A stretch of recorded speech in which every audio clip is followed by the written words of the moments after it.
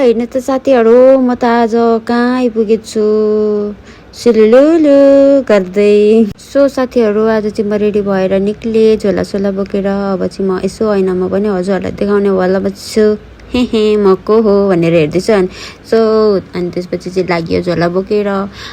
छोला बोकेर हिँड्दा हिँड्दै हामी त गाडीमा कतिखेर चढिसक्यो थाहा नै भएन। त्यसपछि त हामीलाई त्यहीँनिर खाजा आइसक्यो भनेर त्यहाँनिरको वेटरले दिनुभयो अनि हामीले खायौँ। अनि भन्दै हामी चाहिँ खाना खाने ठाउँमा आइपुगेर पनि खाना अर्डर गरेर लिएर खाइसक्यौँ। आज चाहिँ एक्सपेन्सिभवाला खाना खायौँ हामीले, तर केही छैन, बाटोमा यस्तै हो भनेर चाहिँ हामीले खाना खाएर अनि उठेर हिँड्यौँ।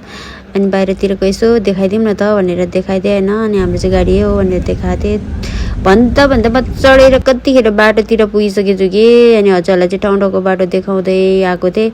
अनि अब चाहिँ हामी पोखरा आइपुगेँ साथीहरू, पृथ्वी चोक छेउछाउ भनेर देखाएको कि यहाँ बाहिरको। हामी आउँदै पानी परेर घुम्न पाउँदैन होला भनेर टेन्सन भइसकेको थियो क्या साथीहरू, बुझ्नु भएन तपाईँहरूले। अनि हामी चाहिँ हतार आएर होटलमा आएर भोक लागिरहेको थियो, खाजासाजा मगाएर खाएर अनि हामी चाहिँ अब बाहिर निक्ल्यौँ।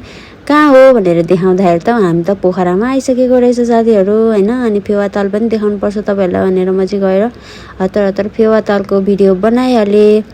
अनि हामी अब त्यहाँ जाँदाखेरि सेको नखाने त कुरै भएन। अनि सेको बनाइराख्नु भएको रहेछ। अनि त्यहाँ गएर हामीले अर्डर गरेपछि बनाउन थाल्नुभयो। अनि मैले यसो त्यहाँ देखाउँ न त भनेर देखाउन थालेँ होइन। अनि कस्तो मजाले पोलिराख्नु भएको थियो कि।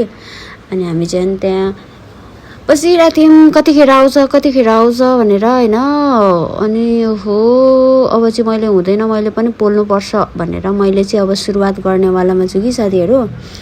अनि म पनि अब खत्रै सेकुवा पोल्ने भइसक्यो नि त, देख्नु भएन, सुरु गरिहाल्छु कि। मैले त देख्यो भने त सुरु गरिहाल्छु। अनि सुरु गर्दै हाम्रो चाहिँ पाकिसकेको थियो। अब चाहिँ हामीले खाएर चाहिँ अनि फर्किनेवाला छौँ। आजको लागि चाहिँ यति नै, टाटा बाई बाई।